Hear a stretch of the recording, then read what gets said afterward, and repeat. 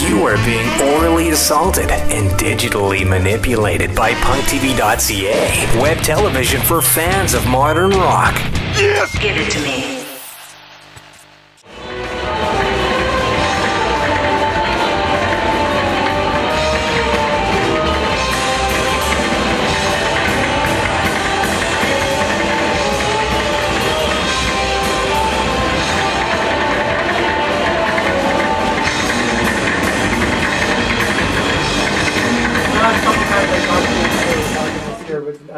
Last couple times I talked to you about one of my favorite songwriters, Mike Ness, and you were, at the time, not entirely impressed with what he'd been doing. Oh no, I love his stuff. Did you not? Maybe it wasn't you. It wasn't me. Wasn't you? I thought, obviously... Unless it was the first album. I thought their first album was really, really great. But I found that it almost, in a weird way, sounded a little too much like all the rest of the American stuff. Like, it was different enough that I enjoyed it, but it wasn't you know, what I was listening to at the time. You know, like, I wasn't going to make a huge point out of saying that that was the greatest album ever. Because at the time I listened to a lot more British stuff, you know, like bands like 7 Seconds and all that. And, you know, and a lot of American hardcore bands, Minuteman and Husker Du and all that kind of stuff.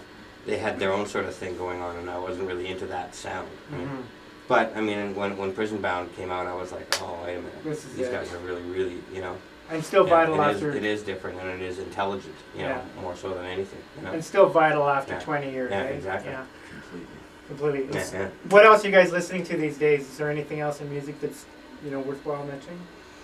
There's so much stuff out there right now that's worthwhile mentioning. There's a lot of really good Canadian bands, like really down with the Gutter Demons and some of the guys in Edmonton, even like our friends the Firebrands. Those guys are pretty cool. We just played with the Brains. The Brains are great. Yeah, the Farrell Brothers. The Farrell Brothers, Creep Show, Matador. Matadors are fantastic. I would have thought you guys would have hooked up with our brother Steve Stumble. You guys seem like Stumble Records. You know him? Yeah. Big guy. He signed all those bands. And it's either Steve Stumble or Kerry Golding from Stereo Dynamite, which is now Rebel Music. It's always, you know, that's the stuff that we consider, of course. Yeah.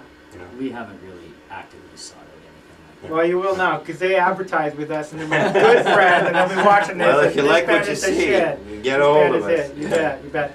Okay, so we got 2 more questions that we ask everybody. The first one is, what would surprise kids most to learn about the Igniters? Anybody?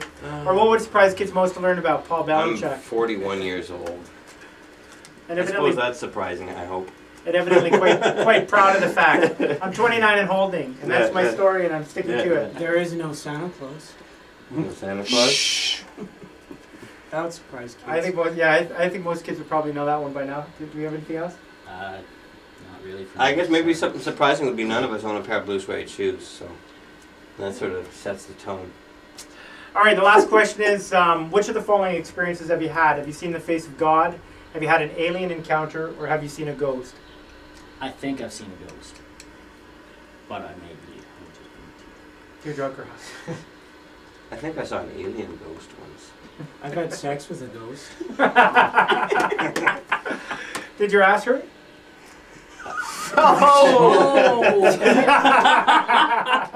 That's actually the follow-up to when people say I've seen an alien. The follow-up to that is, did your ass hurt afterwards?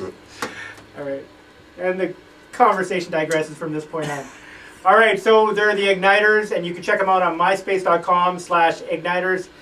Great Edmonton band. Check it out.